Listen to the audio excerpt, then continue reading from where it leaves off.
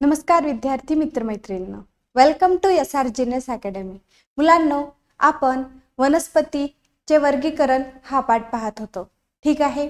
या पाठामध्ये आपण वनस्पतीचे वर्गीकरण कसे केले गेले ते पाहिले.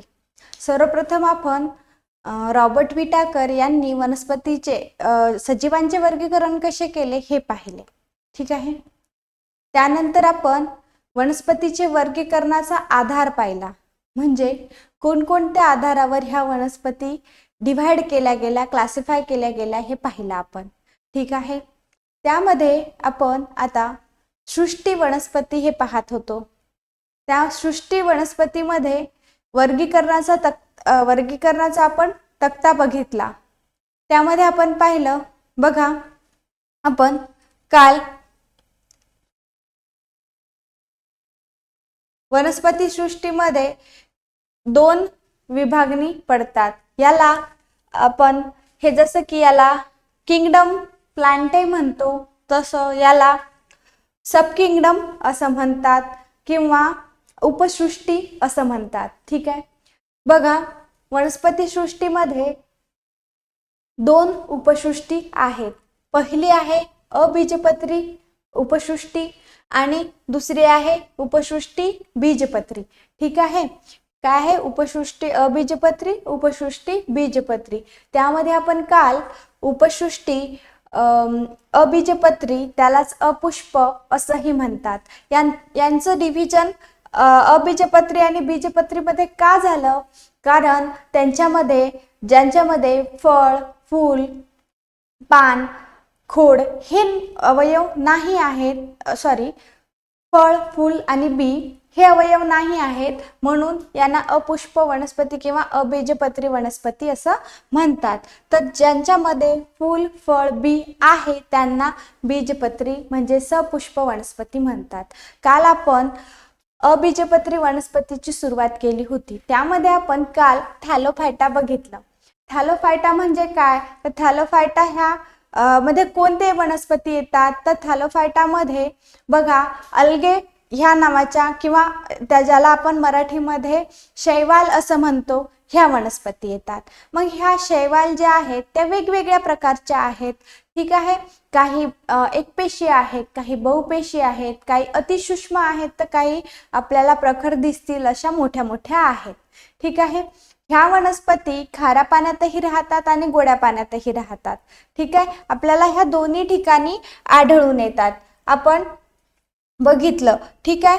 त्यानंतर बघा, यांच्यामध्ये मूळ, खोड, पान, फूल यासारखे अवयव नसतात, मात्र त्यांच्यामध्ये हरितद्रव्य असतात, म्हणून यांना प्लांटमध्ये गृहीत धरलं जाते. ठीक आहे. म्हणून अशा वनस्पतींना काय म्हणतात? शैवाल, इंग्रजीमध्ये अल्गे असं म्हणतात. ठीक आहे. त्यानंतर बघा, आपण बघितलं की शैवाल हे विविध प्रकाराचे आढळून येतात. त्यानंतर ते कसे असतात शरीराने? तर ते मऊ आणि तंतुरूपी असतात, हेही आपण काल पाहिलं. ठीक आहे.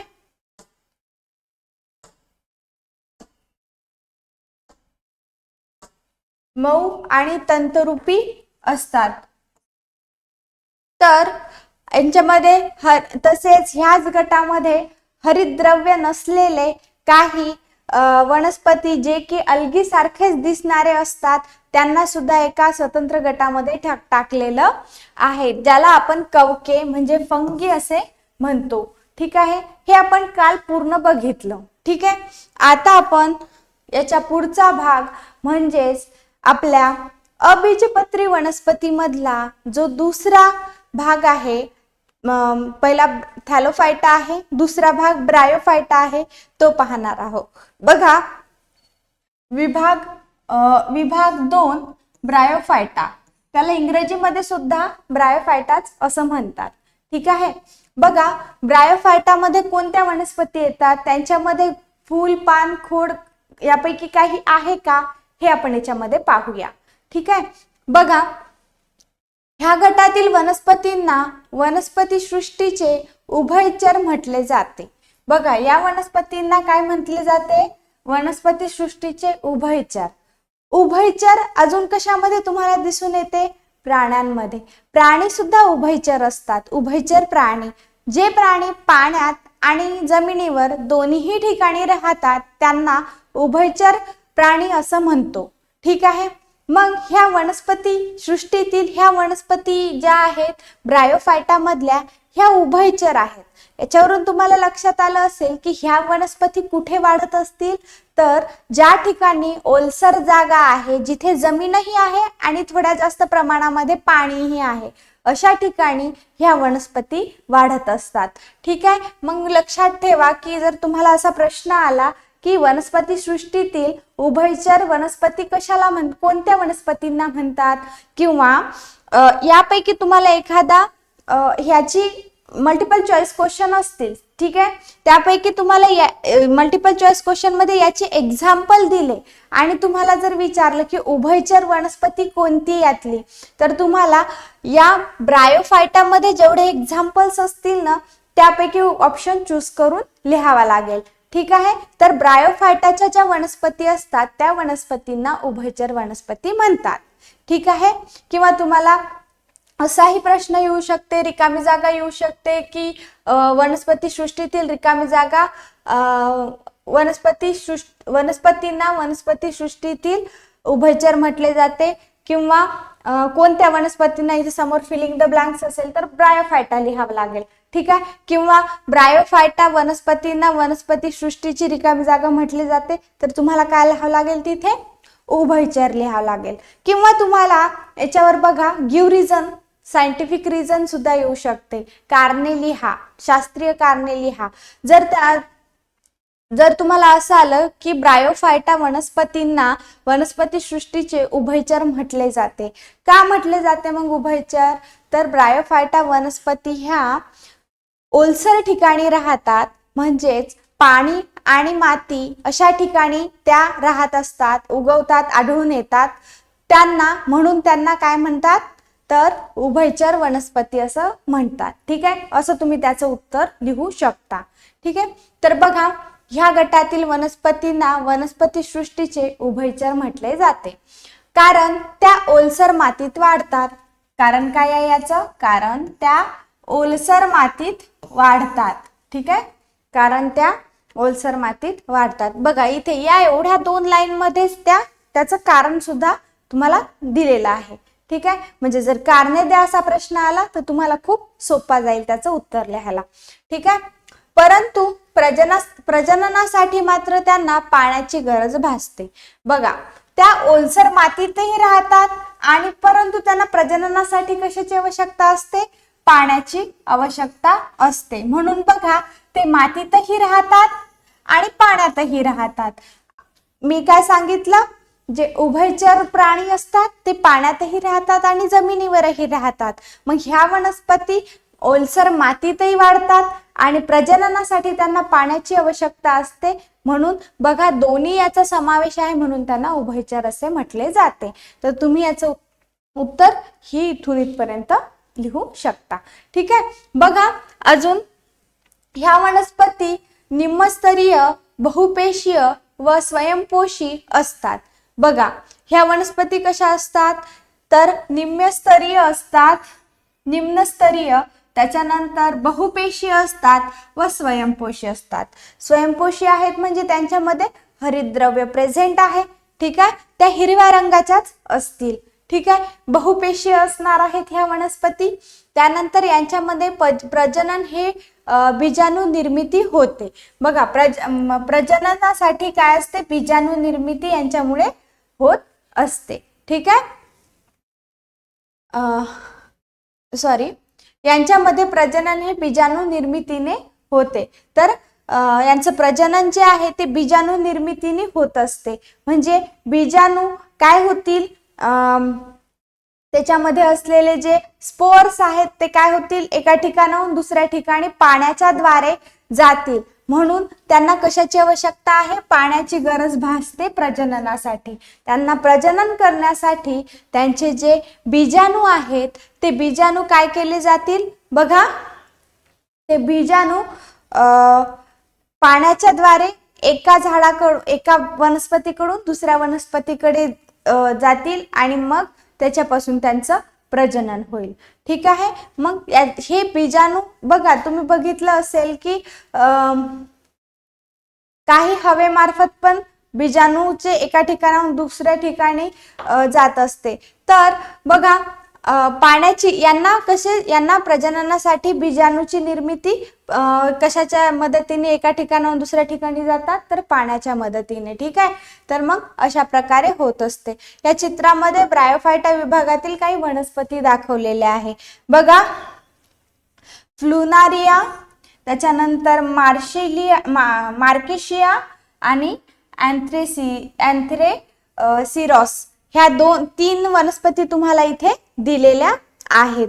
बघा, यांना पान, फूल, खोड सारखे कोणकोणते अवयव असतात. बघा, तुम्हाला याच्यामध्ये पानासारखा अवयव दिसत आहे, त्याच्यानंतर तंतुमय मुळांसारखा बारीक अवयव एक दिसत आहे. ठीक आहे. तसेच त्यांना हे वृंत सुद्धा असते, म्हणजे बळ आल्यासारखं एक छोटस काय बीजाणू निर्मितीसाठी हे असे एक स्ट्रक्चर असते त्यांच्यामध्ये, ज्यांच्यामधून बीजाणू निर्मिती होते आणि प्रजनन पाण्याच्या द्वारे त्याचं प्रजनन होते. ठीक आहे. यांच्यामध्ये सुद्धा बघा, हे मुलाब खालचे जे छोटे छोट्या तुम्हाला मुळांसारखे दिसतात त्याला मुलाब म्हणतो आपण. यांना पण बारीक आहे, तंतुमय मुळांसारखे एकदम बारीक असतात. ठीक आहे. त्यांना मुलाब असं म्हणतात. तर ठीक आहे, इथं संपुटिका आहे आणि त्याचे हे वृंत आहे. ठीक आहे. आणि हा त्यांचा पानासारखा भाग आहे. इथे पण या संपुटिकाच्या साह्यानेच काय होते, बीजाणू याच्यामध्येच बीजाणू निर्मिती होते आणि त्याच्या साह्याने काय होते, एका ठिकाणाहून दुसऱ्या ठिकाणी पाण्याच्या साह्याने त्यांचं प्रजनन होत असते. ठीक आहे. बघा, त्यानंतर ब्रायोफायटा विभागातील वनस्पतीची रचना चपटी रिबीन सारखी लांब असते. बघा, ब्रायोफायटा मधल्या ज्या वनस्पती आहेत त्यांची रचना कशी असते, ही चपटी असतात, रिबीन सारखी असतात, लांब. रिबीन पाहिली असेल तुम्ही, आता मुली जी वेणीला बांधतात ती रिबीन माहिती आहे, किंवा आपण इनॉग्रेशन करताना जी फीत कापतो ती रिबीन माहिती आहे. त्या रिबीन सारख्या या वनस्पतींची काय असते, रचना असते. ठीक आहे. लांब असतात ह्या आणि चपट्या असतात. ठीक आहे. मागून पुढून चपट्या असतात. ह्या वनस्पतींना खरी मुळे, खोड, पाने नसतात. या वनस्पतींना खरी मुळे, खोड, पान नसतात. बघा, त्यांच्यामध्ये हे असण्याचा म्हणजे तुम्हाला दिसून येतील. बघा, मुळे तुम्हाला दिसल्यासारखे वाटतील, पानेही दिसल्यासारखे वाटतील, खोडही दिसल्यासारखं वाटेल, पण त्यांना खरे असे नसतात. ठीक आहे. खोटे आपण खोटे म्हणू शकतो. ठीक आहे. खोटे मूळ, खोटे पान, खोटे फूल असं खोड त्यांना असतात. ठीक आहे. नसतात. तर पानांसारखी रचना असतात. तर त्यांचं काय असते, पूर्ण आकार. बघा, हे वनस्पती कशी आहे, एक पानासारखा आकार त्याला आहे. ठीक आहे. तुम्हाला हे हिरवे पूर्ण पानच दिसत आहेत इथे. ठीक आहे. पण यांचे तुम्हाला एकदम मुळे, खोड असे दिसणार नाही. ठीक आहे. त्यांचा पूर्ण आकार कसा, पानासारखी रचना असते. व मुळाऐवजी मुळांसारखे अवयव मुलाभ असतात. बघा, मी तुम्हाला आत्ताच सांगितलं, हे एकदम बारीक केसाळ मुळासारखे जे असतात ते मुळासारखाच अवयव असते. त्या अवयवाला आपण मुलाभ असं म्हणतो. ठीक आहे. त्याच्यानंतर बघा, पाणी व अन्नाच्या वाहनासाठी विशिष्ट ऊती नसतात. बघा, आपण बघितलं सगळ्यात पहिले की काही वनस्पतींना आपण कशाच्या आधारे हे केलेलं आहे, त्यांच्यामध्ये ऊती संस्था आहे की नाही आहे. म्हणजे पाणी वाहून नेण्यासाठी कोणती, तर जलवाहिनी, आणि अन्न वाहून नेण्यासाठी कोणती, तर रसवाहिनी. झायलेम आणि फ्लोएम या ब्रायोफायटाच्या वनस्पतींमध्ये नसतात, यासारख्या ऊती नसतात. ठीक आहे. बघा, मग उदाहरणार्थ कोणकोणत्या ह्या वनस्पती या ब्रायोफायटा मधल्या कोणकोणत्या वनस्पती आहेत, तर त्यांची काही उदाहरणे दिली आहेत. ठीक आहे. बघा, त्या पहिला उदाहरण मॉस, त्यालाच फ्युनारिया असं म्हणतात. बघा, फ्युनारिया वनस्पतीचं इथे तुम्हाला एक चित्रही दाखवलेलं आहे. अशा प्रकारची ती फ्युनारिया वनस्पती असते. हिला तुम्हाला दिसत असेल, हे बारीक बारीक छोटे केसाळ मुळासारखं स्ट्रक्चर आहे, मुळासारखी रचना आहे, त्याला आपण मुलाब असं म्हणतो. पानासारखा भाग आहे त्याला, हे वरचा याला वृंती म्हणतात आणि हे वरचा जो हा भाग आहे याला संपुटिका असं म्हणतात. ठीक आहे. दुसरं बघा, दुसरा आहे मार्केशिया. हा तुम्हाला इथे मार्केशिया नावाचा जो वनस्पती आहे त्याचं चित्र दाखवलेलं आहे आणि इथे त्यामध्ये सुद्धा बघा इथे मुलाब आहेत जे की खोटे मुळ म्हणू शकतो त्याला आपण, कारण मुळासारखाच अवयव आहे पण एकदम मुळ नाही आहे. ठीक आहे, म्हणून मग त्याला मुलाब असं नाव दिलं. ठीक आहे, आणि इकडे पानासारखा त्याला आकार आहे, पानासारखा एक भाग असल्यासारखा आहे आणि वर काय आहे, हे संपुटिका आणि वृंत आहे. हे कशासाठी यूज होणार आहे, याचं काय काम आहे, तर याचं प्रजननासाठी काम आहे. याच्यामध्ये तुम्हाला संपुटिका आणि वृंत दिसते, यांचं काम काय आहे, तर यांचं काम प्रजननासाठी आहे. ठीक आहे. त्याच्यानंतर बघा अँथ्रोसिरॉस ह्या नावाची एक वनस्पती तुम्हाला इथे दिलेली आहे. ही सुद्धा बघा, हिला सुद्धा संपुटिका आहेत आणि पानासारखा खाली भाग आहे. ठीक आहे, यांच्यावर सुद्धा काय आहेत, ते बीजाणू तयार होतात, त्याच्या साह्याने काय होणार, प्रजनन होणार आहे. ठीक आहे. दुसरा अजून एक त्याच्या व्यतिरिक्त रिस्किया इत्यादी ह्या 4-5 वनस्पतींची तुम्हाला इथे नावं दिलेली आहे. ठीक आहे, हे झालं आपलं ब्रायोफायटा विभागातील वनस्पती आणि ब्रायोफायटा विभागातील वनस्पती कशा असतात. ठीक आहे, आता आपण पुढे पाहूया. बघा इथे तुम्हाला एक प्रश्न दिलेला आहे, ते प्रश्नाचं उत्तर आपल्याला द्यायचं आहे, म्हणजे निरीक्षण आणि चर्चा करायची आहे. तुम्हाला तुमच्या मित्रांसोबत चर्चा करायची आहे, वर्ग शिक्षकांसोबत चर्चा करायची आहे की काय करायचंय बघा तुम्हाला, की बागेतील शोभिवंत झुडपांमध्ये तुम्ही नेचे पाहिलेच असेल. मुलांनो, तुम्ही नेचे नावाची ही वनस्पती आहे, या वनस्पती तुम्ही पाहिली असेल. ठीक आहे, शोभिवंत बागेमध्ये हे आढळून येतात. ठीक आहे, यासारखं झुडूप तुम्हाला यासारखं एक झाड तुम्हाला दिसतच शोभिवंत बागेमध्ये, कोणाकोणाच्या घरीही असू शकते. ठीक आहे, त्याला नेचे असं म्हणतात. ठीक आहे, बघा पूर्ण वाढ झालेल्या नेच्याचे एक पान घेऊन त्याचे सखोल निरीक्षण करा. तुम्हाला काय करायचं आहे, या पूर्ण वाढलेल्या या नेच्याचं एक पान घ्यायचं आहे आणि त्याचं काय करायचं आहे, निरीक्षण करायचं आहे. मग निरीक्षण केल्यानंतर तुम्हाला काय दिसेल बघा, नेचेला इंग्रजीमध्ये किंवा नेचेलाच आपण फर्स असं म्हणतो, फर्न. ठीक आहे, मग बघा बागेतील शोभिवंत झुडपांपैकी ही महत्वाची वनस्पती आहे. म्हणजे बागामध्ये जी वनस्पती आहे ही छान शोभून दिसणारी आहे, म्हणून ही शोभिवंत वनस्पती असं त्यांना म्हणतात. ठीक आहे, नेचे वनस्पतींना बघा मूळ, खोड, पर्णिका असे सपुष्ट अवयव असतात. बघा त्यांना तुम्हाला पानही दिसत आहेत, मुळही दिसत आहेत आणि पर्णिका म्हणजे पानही दिसत आहेत. परंतु या वनस्पतींना फुलं येत नाहीत, म्हणून ह्या वनस्पती ह्या अपुष्प वनस्पती म्हणजेच काय, अबीजपत्री वनस्पतींमध्ये काय केलेल्या आहे, टाकलेल्या आहेत. ठीक आहे, बघा त्यानंतर नेचे बागेसाठी वापरत असले तरी तिला फुले फळे येत नाहीत, म्हणून तिला अपुष्प वनस्पती असेही म्हणतात. ठीक आहे, त्यानंतर बघा नेचे वनस्पतीच्या पानाच्या मागील बाजूस तयार होणाऱ्या बीजाणूद्वारे प्रजनन होते. या पानांच्या जे मागच्या साईडला आहे ते मागच्या साईडला काय होतात, बीजाणू तयार होतात आणि त्या बीजाणूच्या साह्याने काय होत असते, त्यांचं प्रजनन होत असते. ठीक आहे, मग बघा यांच्यामध्ये हे अलैंगिक प्रजनन असते, तर लैंगिक प्रजनन हे युग्मके तयार करून होते. ठीक आहे, तर अशा प्रकारे हे तुम्ही बागेतील वनस्पती पाहिली असेल नेचे नावाची. ही नेचे नावाची जी वनस्पती आहे या वनस्पतीचं बद्दल तुम्ही अजून माहिती काढा. ठीक आहे, यासाठी तुम्ही इंटरनेटची सुद्धा मदत घेऊ शकता.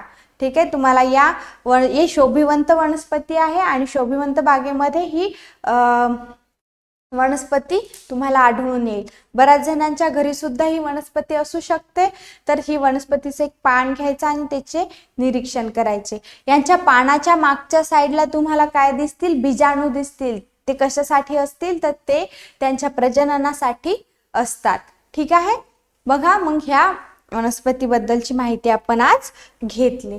ठीक आहे, बघा आज आपण ब्रायोफायटा या वनस्पतींची संपूर्ण माहिती पाहिली.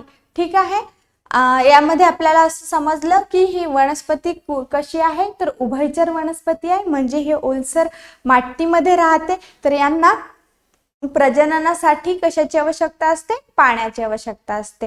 म्हणून माती आणि पाणी, जमीन आणि पाणी दोन्ही ठिकाणाची यांना आवश्यकता असते. म्हणून यांना उभयचर वनस्पती असे म्हणतात. ठीक आहे, ह्या वनस्पती बहुपेशीय असतात, स्वयंपोषी असतात आणि यांचे प्रजनन बीजाणू निर्मितीमधून होत असते. ठीक आहे, त्यानंतर बघा ह्या वनस्पतीची जी रचना आहे ही रिबीन सारखी चपटी असते.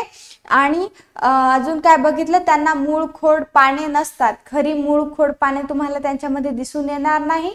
जो मुळाचा भाग आहे त्याला आपण काय म्हटलं, बघा मुलाब असं म्हटलेलं आहे. त्याच्यानंतर पानासारखा आकार तुम्हाला दिसून येईल आणि यांच्यामध्ये पाणी व अन्न वाहनासाठी विशिष्ट ऊती नसतात. ठीक आहे, सोबतच यांची तुम्हाला काही उदाहरणं दिलेली इथे आहे. बघा फ्युनारिया, मार्केशिया, अँथ्रोसिरॉस आणि रिस्किया ह्या नावाचे काय वनस्पती आढळून येतात. ठीक आहे मुलांनो, इथपर्यंतचा भाग तुम्हाला छानपैकी समजला असेल. ठीक आहे, यानंतरचा जो आहे आपला कोणता आहे, ब्रायोफायटा. थॅलोफायटा बघितला आपण, ब्रायोफायटा. आता जो टेरिडोफायटा आहे आपल्या अबीजपत्री वनस्पतीचा, तो आपण पुढच्या लेक्चरमध्ये घेऊया. तोपर्यंत धन्यवाद.